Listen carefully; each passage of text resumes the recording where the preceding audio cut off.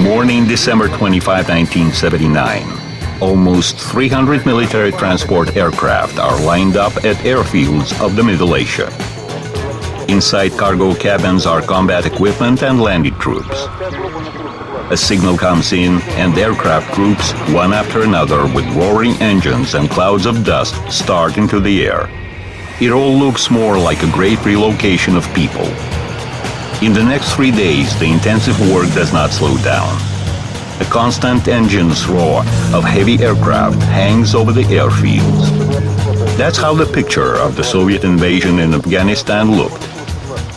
In the first days of the operation, almost 8,000 people, 900 items of equipment, and over 1,000 tons of cargo were relocated.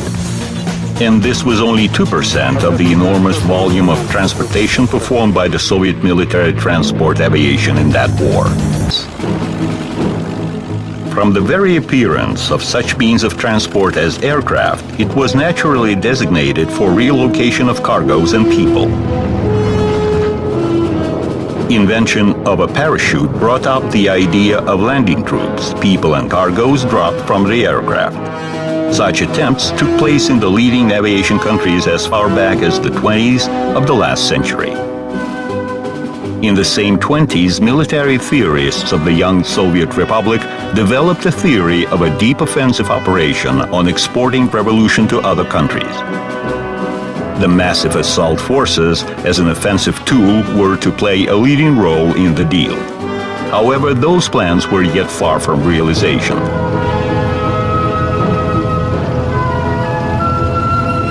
The basis for the creation of the assault forces were laid down by the beginning of the 30s, when heavy aircraft of domestic design were put in service and production of parachutes was started.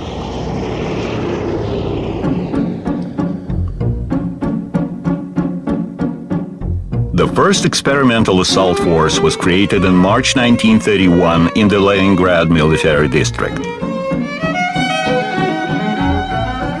It comprised 12 TB-1 bombers and 10 P-5 support aircraft.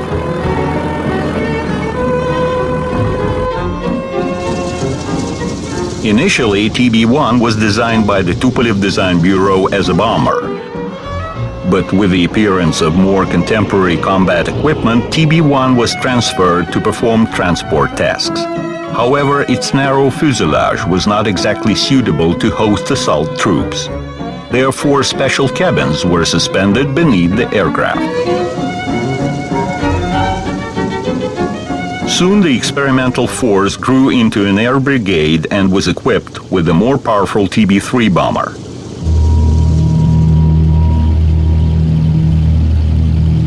Although it had the same problem as TB-1, it was not suitable to perform specific assault tasks.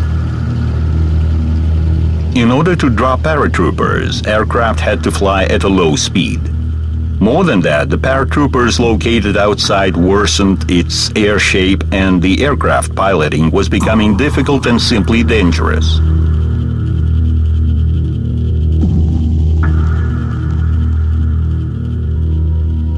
The aircraft could carry vehicles, light tanks, cannons, and other equipment as a suspended load.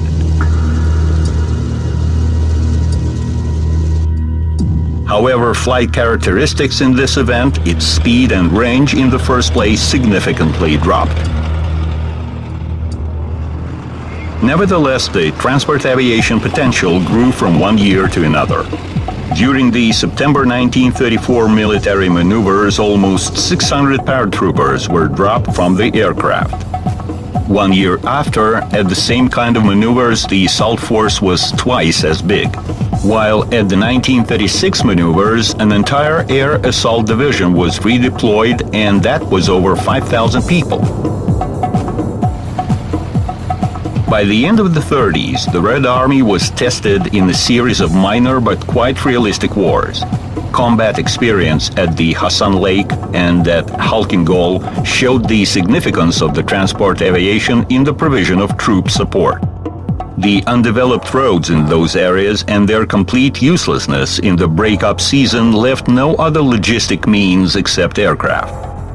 150 aircraft took place in the military raid in Bessarabia and over 7,000 men were parachuted.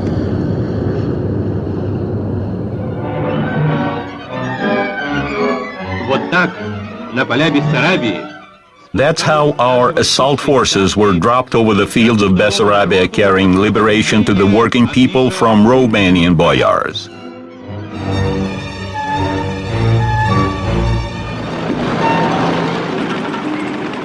The most hard was the war with Finland. The Red Army generals planned to cope with it within 3 weeks, but the war continued for 4 winter months. Due to mediocre leadership, entire combat units were surrounded and there was no other way but to support them by air. Flights were performed under heavy conditions in snow, frost and fog.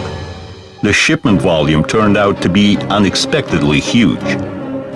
Aircraft from almost all military districts and even from the civil air fleet had to be employed. The passenger PS-84 helped a lot to resolve the problem. Its production was started in the USSR just before the war with Finland, under a license of the American Douglas Company. This aircraft had an advanced for its time radio and electronic equipment, blind flight tools, automatic pilot control, and means for defrosting. Of all Soviet aircraft of that time, PS-84 was the most suitable for troops and cargo's transportation. It could take 21 paratrooper and up to 2 tons of cargo on board.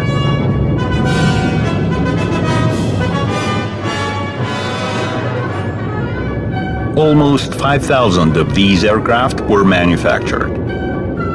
Since September 1942, it was renamed into Li-2 after Boris Lisunov, the chief engineer of the plant at which this aircraft was made. Apart from aircraft, gliders were thought to be used for transportation tasks. They were simple to build and cost-efficient. Several types of gliders were being produced in series. Most unusual projects were offered. Thus, Oleg Antonov offered an idea of a flying tank. Wings were supposed to be mated to a light tank and it would then be towed by an aircraft as a glider. Tests were performed, although they had no practical result.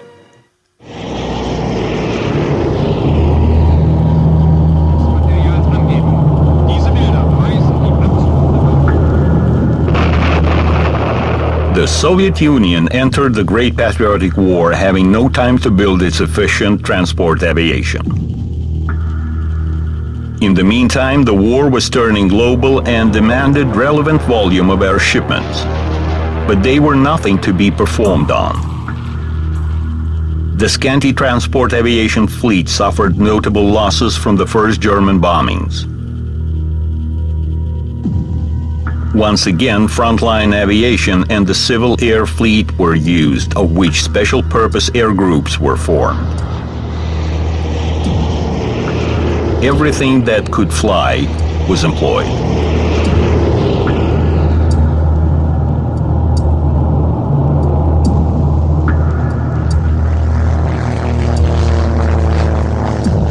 This aircraft, in its numerous modifications, found its use in almost all military and civil applications.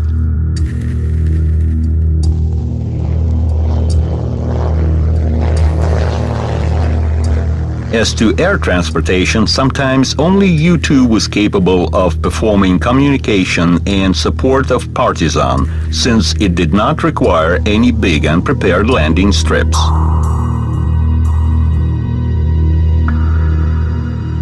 The aircraft was used to deliver single intelligence officers over the front line.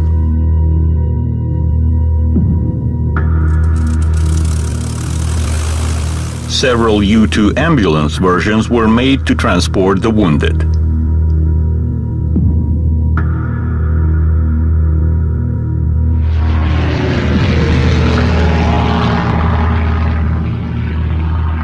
Outdated R-5 reconnaissance aircraft were involved in transportation as well.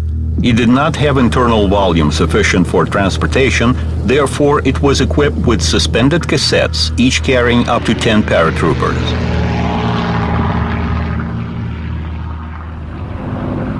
Those were hard times for the transportation staff, military units relocation, evacuation of the wounded, deliveries of ammunition and food to the front. But with all this daily intensive work, the main task, assault troops landing, was never forgotten.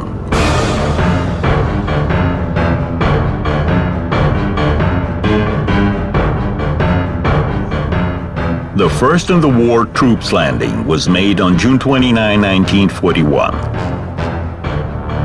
300 German tanks ran out of gas near the town of Slutsk.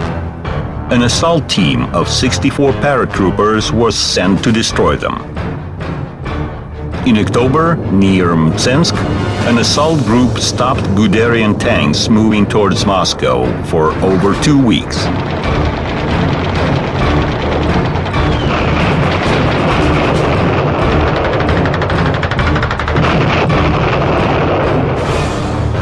In January 1942, near Vyazma, 7,000 paratroopers were landed throughout 11 nights. They fought in the enemy's rear for 4 months. And all this time, transport aircraft were bringing them support. Supply of the surrounded Leningrad occupies a special page in the history of transport aviation. In order to increase Lee-2 load capacity, the aircraft was stripped from all seats and even upholstery.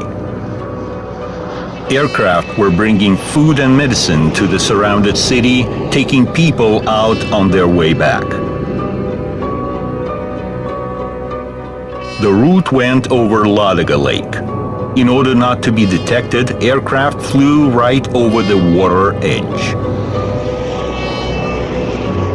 Partisan activities brought a new transportation task: supply to partisan units.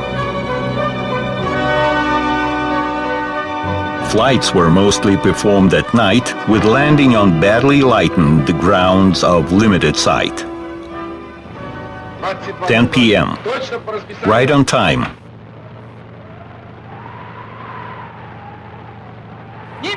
Fly away. Junkers are in the air. Take out the boxes. Lieutenant, help. That's all. Bring the wounded. You have 2 minutes. 21, 22, 23. That's all. No more space, guys. Take all, quick. Quick, quick. Ivan Kuzmich, huge overload. 40 people. We can take only 23. It won't take off. So what? Are we out on a walk? I won't leave them here. I'll make it. During the war, a minor amount of such light transportation aircraft as Yak-6, She-2, captured Junkers Ju-52 and Zibel 204 were used. However, the majority of shipments were performed on Lee-2. From 1943, the transportation fleet was replenished with the Douglas C-47 brought by Lend-Lease. Like Lee-2, it was based on the passenger DC-3. C-47 main difference from its Russian analog was in the large cargo door, which allowed to load even Willis-type vehicles.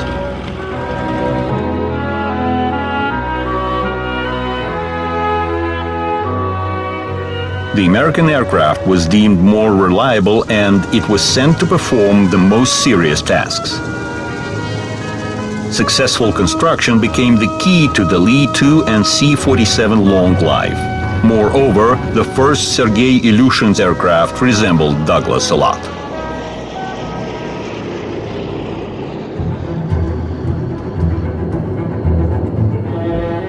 Upon the end of the military activities in Europe, transportation aviation continued experiencing hard times. It took part in moving out numerous trophies from Germany. Besides, Soviet military units were being transported to the Far East, where they were concentrated to fight Japan.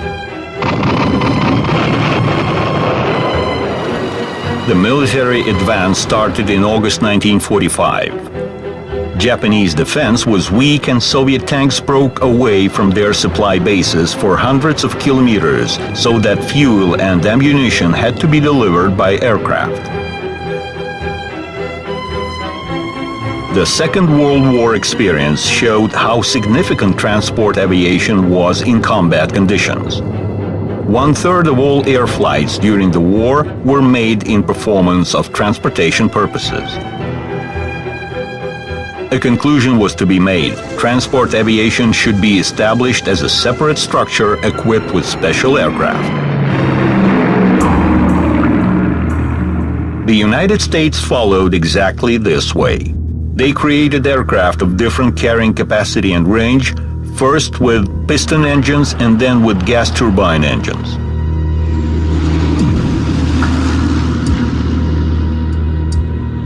Such variety responded to the American military doctrine, according to which military transport aviation as means of supply was given one of the highest priorities. In the second half of the 50s, the U.S. military transport aviation was equipped with the C-130 Hercules turboprop aircraft, which became a workhorse not only for the U.S. Army but for the armies of many other countries of the world. The Soviet Union, which was spending enormous money for the restoration of its economy, just as before, aircraft of different types were being modified for the transportation purposes. Push it up.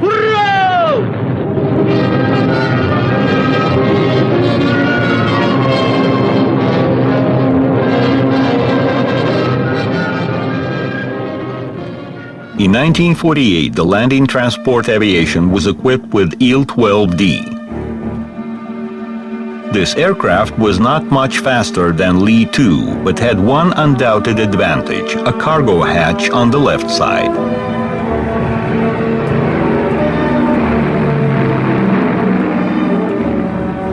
Review of the wartime assault operations, especially those in Normandy, where an enormous number of assault gliders were used, influenced the creation of similar machines in the USSR.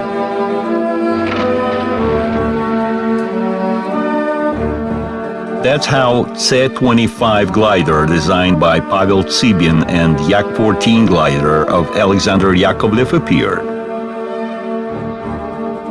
While the first of them could take around 2 tons of cargo on board, the payload of the other was twice as much. A spacious cabin allowed Yak-14 to carry 2 trucks with cannons and automobiles, what no other aircraft on service at that time could do.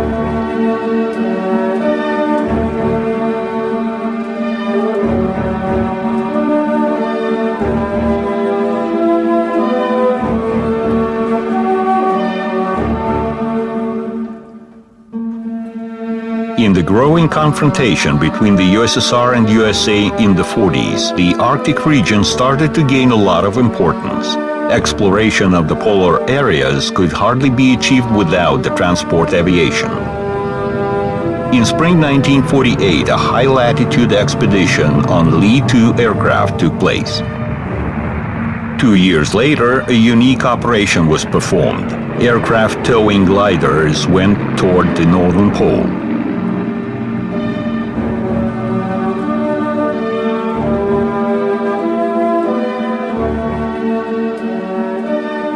They were carrying cargoes for the development of the iced takeoff and landing strips in the region. Such airdromes were supposed to become a hub for the long-range bombers flying toward America. At that time, they were the main means of the nuclear weapons delivery. Tu-4 became the first Soviet carrier of this kind with a range of 5,000 kilometers. The range was important for the transport aircraft as well. Although Tu-4 was soon substituted by a jet aircraft, it continued its career in the transport aviation. In 1955, bombers underwent refurbishment into Tu-4D assault version. Десантники 29 paratroopers prepared for parachute landing take their places in the front and rear bomb sections. переднем и заднем бомбоотсеках. Since internal volumes were insufficient, special cargo cabins were built and suspended under the wing. Загруженные кабины десантируются под крыльями самолета. Loaded cabins are carried under the wings. Here is how they are dropped, and the troops leave the aircraft in one move. Расчетом за один заход.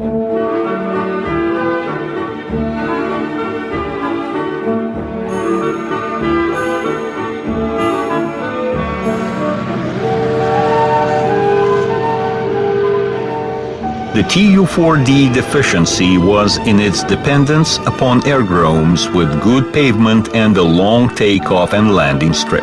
It also had limited assault capabilities. Interesting enough that from the beginning, Tupolev offered Air Force an assault version of Tu-4 Tu-75 with a capacious fuselage. However, at that time, long-range bombers and jet fighters were a higher priority, and the aircraft was not put in production.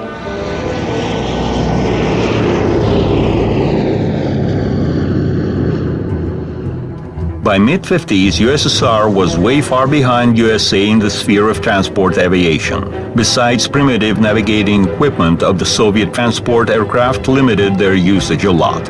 It was impossible, for example, to drop paratroopers at night and in bad weather due to absence of the plane-to-plane communication, or it was impossible to fly in a close formation to make a compact assault landing.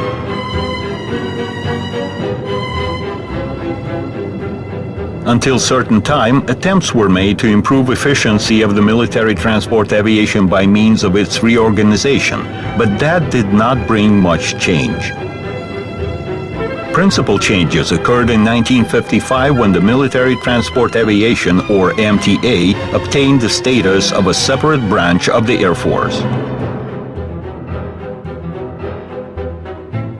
Marshal Nikolai Skripko assisted the MTA establishment a lot. He became commander of the Assault Transport Aviation in 1950 and served in that position for 19 years. In the same 1950, requirements to the specialized transport aircraft were formulated.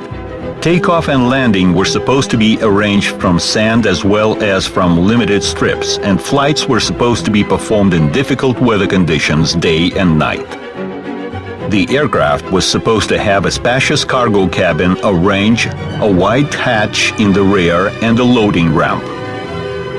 High wing became a characteristic feature of a transport aircraft.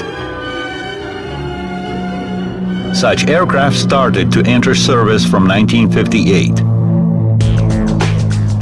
It was a turboprop AN-8 designed by Oleg Antonov's Design Bureau. Its load lifting capacity amounted to 11 tons, which was 3 times more than of its predecessors. It could carry and parachute large military technique and cargoes. It had heavy-duty landing gear to operate from sand and snow-covered aerodromes. This aircraft did not stay long in production. The range of the MTA service in the interest of different types of forces was growing continuously, and an aircraft with much higher payload was already required. Moreover, missile forces were developing fast, and they were usually deployed in places to which one can get only by air. So right after AN-8, there appeared AN-12, with twice bigger payload and an expanded flight range. Unlike its predecessor, it had 4 instead of 2 turboprop engines. In December 1957, AN-12 made its first flight. Just like AN-8, the prototype was piloted by test pilot Yakov Vernikov. AN-12 appeared to be easy and unpretentious. As to the number of copies produced and the amount of modifications, this machine has no match among the Soviet transport aircraft. Large cargo cabin allowed to carry an entire variety of the military assault equipment, as well as items of other types of armed forces with a mass of up to 20 tons. Landing capabilities grew significantly with the appearance of the multi-sphere parachute systems.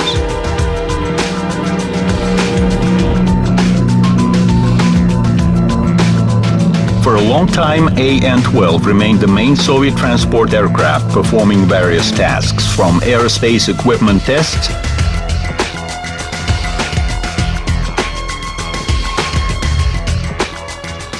to scientific research in polar latitudes. A unique 26,000-kilometer-long flight from Moscow to Antarctica was performed in 1961.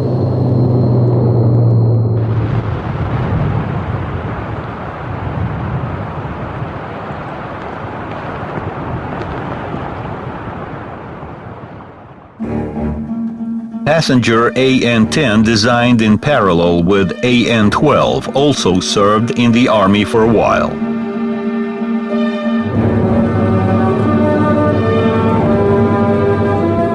However, this aircraft did not adapt itself to MTA. Tupolev also attempted to create a military transport aircraft on the basis of the passenger Tu-104. Such version was identified as Tu-107, and it differed from other machines of the same designation by its speed. However, all of its other characteristics did not comply with the requirements of the specialized transport aircraft. Helicopters Mi-4 also served in the military transport aviation throughout several years. They differed beneficially from aircraft by their independence of any developed takeoff and landing strips. However, their flight range per 100 kilometers in no way complied with the global tasks put upon MTA. Therefore, since 1960, there have been no helicopters in the Soviet military transport aviation. By 1970s, development of military equipment turned impetuous. It became more powerful, heavier, and larger. Therefore, An-12 could not fully resolve transportation tasks. This aircraft could now carry only 20% of the military equipment assortment. It was time for even more larger aircraft. That's how the An-22 Antaeus heavy military transport aircraft appeared. The first flight of this giant took place in February 1965. Pilot Yuri Kurlin took this aircraft into the air. An-22 is the first in the world wide-body and the largest for its time transport aircraft. Thanks to its multiple landing gear with pneumatic pressure control, this aircraft can land on sand and snow-covered airdromes.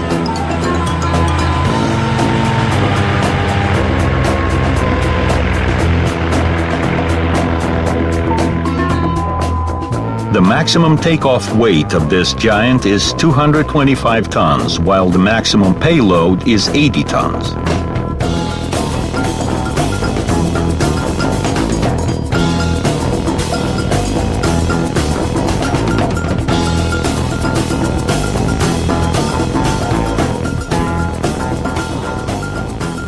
The Soviet Union proudly demonstrated Antaeus at the Le Bourget Aviation Salon, where undoubtedly it was a superstar. Paris International Aviation and Space Salon at Le Bourget. An American B-58 bomber crashed at landing before the eyes of thousands of spectators. This sensational news was forced from the front lines by the appearance at Le Bourget of the world's largest aircraft designed by Oleg Antonov. 41 world records were set on this aircraft. Antaeus became the first aircraft to lift a 100-ton cargo.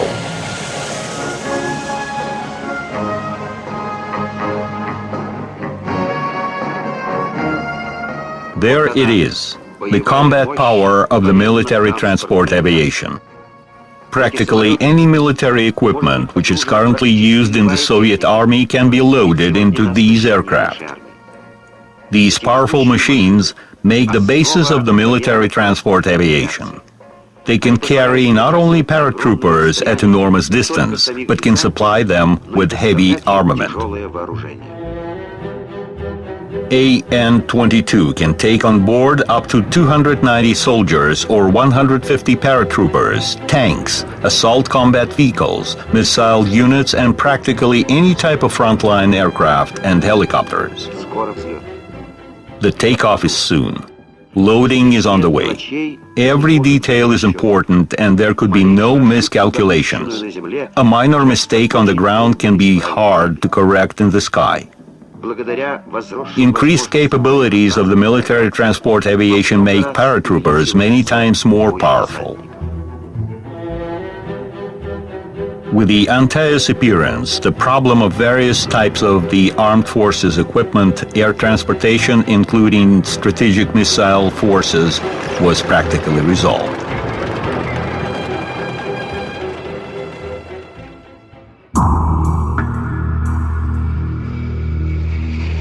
Progress of the military transport aviation could be seen overseas as well. C-141 Starlifter entered the United States Military Transport Aviation Service in mid-60s. Its maximum weight lifting capacity was almost 40 tons. It was not enough at that time, which made Americans to think of a more powerful transport aircraft. C-5 Galaxy became the one.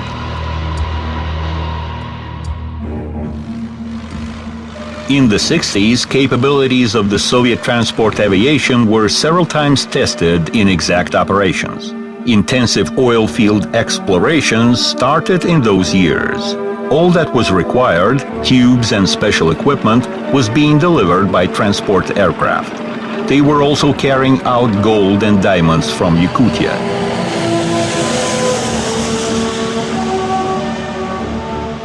In 1966, an earthquake occurred in Tashkent. The entire nation rushed to help the city on the wings of the transport aviation. Aircraft were delivering armament to many developing countries of Asia and Africa in return for loyalty of their leadership to the Soviet Union. In 1970, a destructive earthquake occurred in Peru. The Soviet Union sent transport aircraft full of hospital equipment and medicine. The route was 17,000 kilometers only one way. The difficulty was that the Soviet military transport aviation had practically no experience of international flights. Besides, the just-commissioned AN-22 had no adequate navigating equipment. And then the Soviet military aircraft had to fly over the territories of their potential enemies, Canada and USA. Therefore, for the sake of conspiracy, AN-22 were painted into the colors of Aeroflot, while the crews were dressed in civil pilot uniform. Transport aircraft made a total of 17 flights to Peru.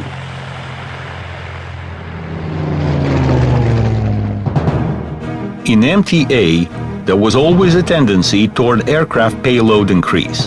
However, there were other spheres where air transportation were not so massive. Minor aircraft were required accordingly. They were used in the Air Force transportation detachments and in the civil air fleet in the interests of various organizations. In the beginning of the 60s, a transportation version of the AN-24 passenger aircraft was built in the Antonov Design Bureau. This aircraft did not have a cargo hatch and any special equipment.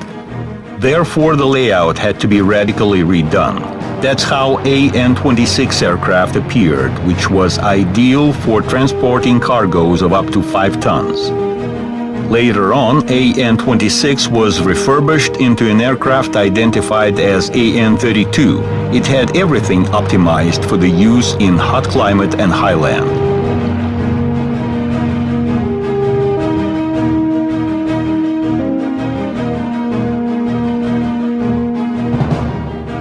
In the second half of the 70s, a more fast turbojet AN-72 was built to substitute AN-26. An interesting combination of engine's location and a high-lift wing significantly improved the takeoff and landing characteristics of the aircraft. It did not get into MTA as well, however, it was used by the Air Force transportation and border patrol units. The civil modification of this aircraft was identified as AN-74. But let's get back to the heavy military transport aircraft. Il-76 became the aircraft of the new generation, combining all achievements of the scientific and technical progress. It was made in the Ilyushin Design Bureau under the supervision of Genrikh Novozhilov. In March 1971, test pilot Eduard Kuznetsov took the prototype into the air from the Moscow Central Aerodrome. Il-76 was deemed to substitute AN-12 in order to expand capabilities of the military transport aviation without increasing its quantity. In reality, both aircraft were operational together for a long time. A lot of things were very well thought of in the development of Il-76. The aircraft was perfectly adapted to land paratroopers. High speed allows it to reach the goal fast, and there, the huge aircraft can drop its speed to a minimum. The slower it flies, the safer it is to leave it. Parachuting in 4 streams provides for the compact troop landing. Leaving Il-76 paratroopers are covered by the side doors and the cargo hatch leaves.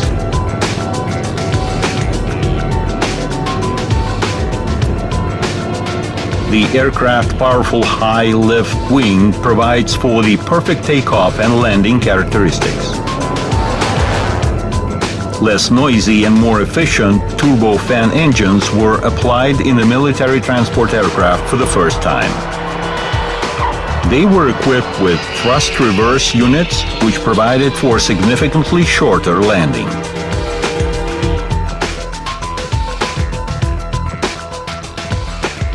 Overcoming enemy air defense, Il-76 may fly at an utmost low altitude, and it will still have the ability to drop equipment. For the first time in the Soviet military transport aviation history, the use of concrete takeoff and landing strips instead of the sand ones has become a priority. At the same time, if needed, Il-76 can land on rather inconvenient strips.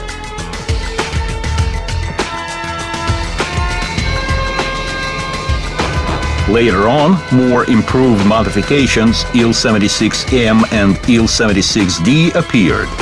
Modernization increased the aircraft payload capacity from 33 to 50 tons. Around 300 aircraft of this type were commissioned to MTA.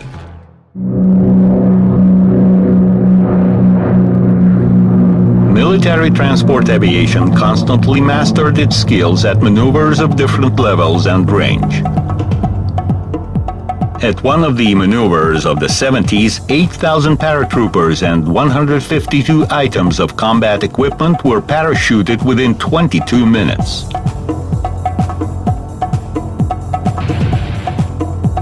At other maneuvers in 1979, MTA aircraft relocated an airborne division within a very short period of time from Tula to Transbaikalia. During the same maneuvers, a hidden relocation of a huge amount of frontline aircraft was performed at a distance of 7,200 kilometers.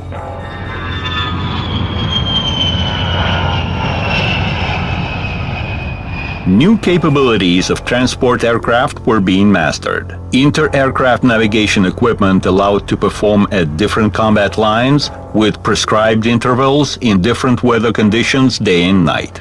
Utilization of the inter-aircraft navigation equipment provides for the combat line flight's reliability, formation management precision, flight safety, and high parachuting rate.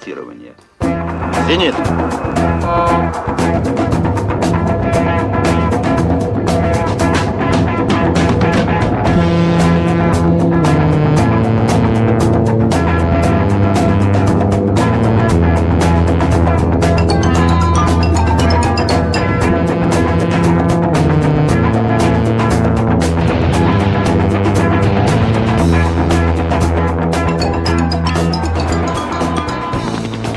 Very soon, the skills acquired at maneuvers were used in real combat conditions. In 1979, leadership of the USSR decided to send troops to Afghanistan.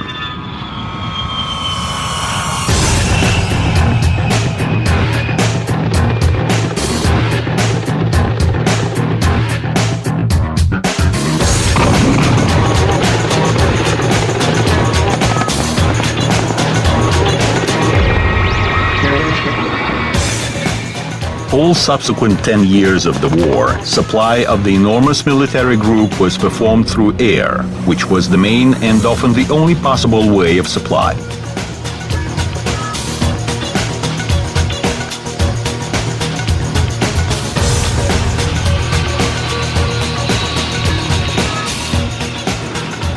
Aircraft delivered everything, from armament and ammunition to food and construction material. For example, in 1980, the rate of flights reached 200 per month.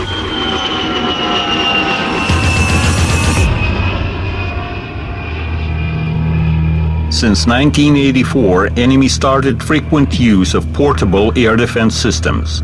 In order to protect aircraft, they were equipped with decoy flare dispensers. Moreover, crews started to perform large shear takeoff and landing tactics. They would gain altitude or descend at a steep spiral, keeping within the airfield guarded zone where they were protected by helicopters.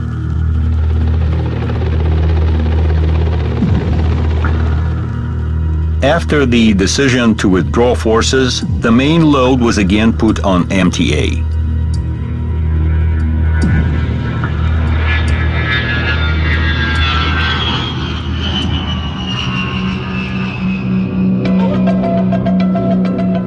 In the 80s, the power of the Soviet MTA grew fast. Annual increase of its capacity amounted to 15%. But still, it could not keep up with the appetite of its colleagues. The weight and quantity increase of the airborne equipment went even faster. This predetermined the appearance of AN-124 Ruslan in the MTA. It was built under the supervision of the chief designer Peter Volobuyev. In the end of 1982, the sample of this aircraft entered tests. AN-124 is the biggest military transport aircraft in the world. Its weightlifting capacity amounts to 120 tons.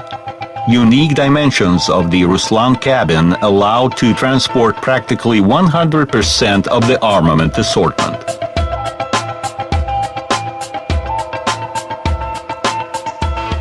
AN-124 has two decks with cargo hatches in the front and rear parts of the fuselage. For loading and unloading, Ruslan is equipped with two overhead cranes and special loading runners. The bending system makes loading more comfortable.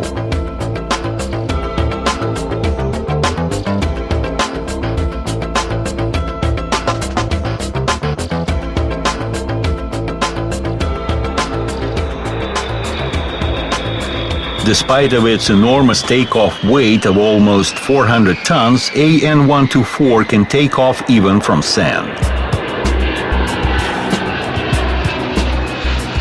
High-efficient turbofan engines and the supercritical profile wing provided Ruslan with outstanding flight characteristics. This unique aircraft has set 20 world records, including 171 ton of weightlifting and 20,151 kilometer of flight range.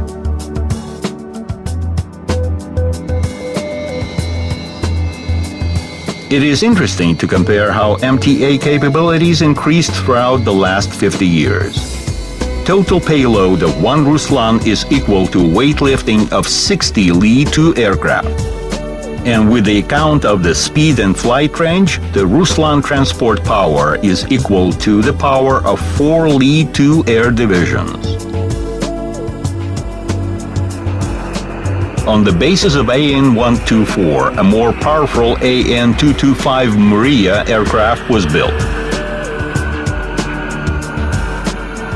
Creation of this super heavy aircraft relates to development of the Energy Buran space shuttle system. Mriya was supposed to transport system components to the launching site.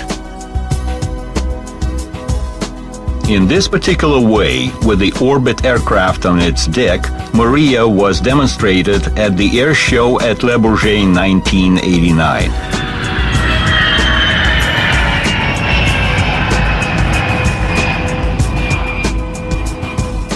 This aircraft holds the weightlifting record of 253 tons, while the aircraft's flight weight amounted to 585 tons.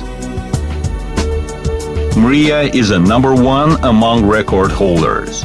It holds 240 records.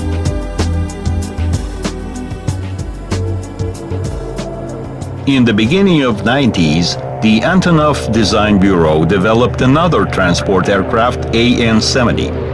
But it was unlucky since its development coincided in time with the USSR collapse.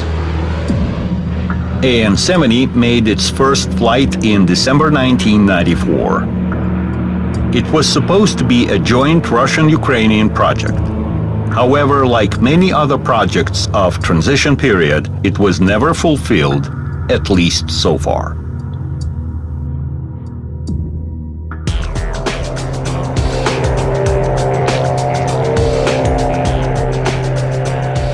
At present, the Russian military transport aviation operates Antaeus and Ruslan. But the main aircraft as to both quantity and the group combat capabilities is Il-76. The potential of its construction allowed to produce many different modifications. A civil cargo aircraft,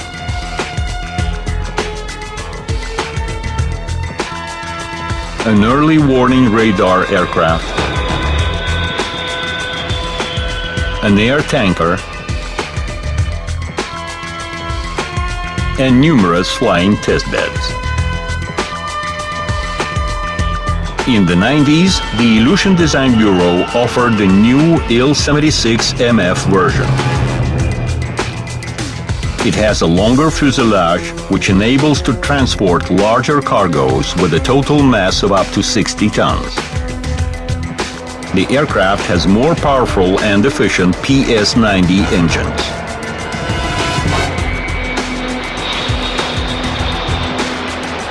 On the basis of Il-76, a new special firefighting version was developed, which can drop 40 tons of fire-extinguishing liquid within a matter of 5 to 6 seconds.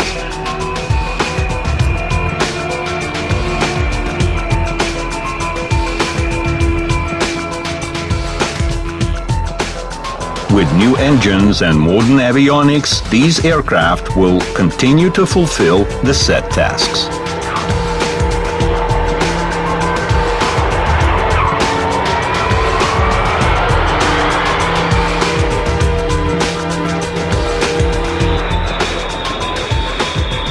The Russian military transport aviation regularly take part in the command maneuvers, including the joint ones, for example, with India and China.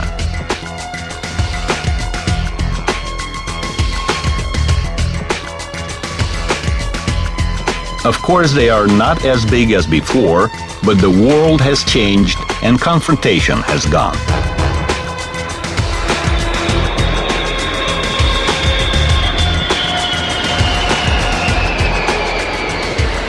transport aircraft have found application in civil air companies specializing in shipping commercial cargo.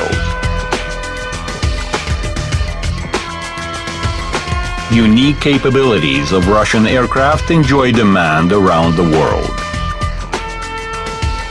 And in Russia itself, with its huge undeveloped territories, transport aviation will always be in demand.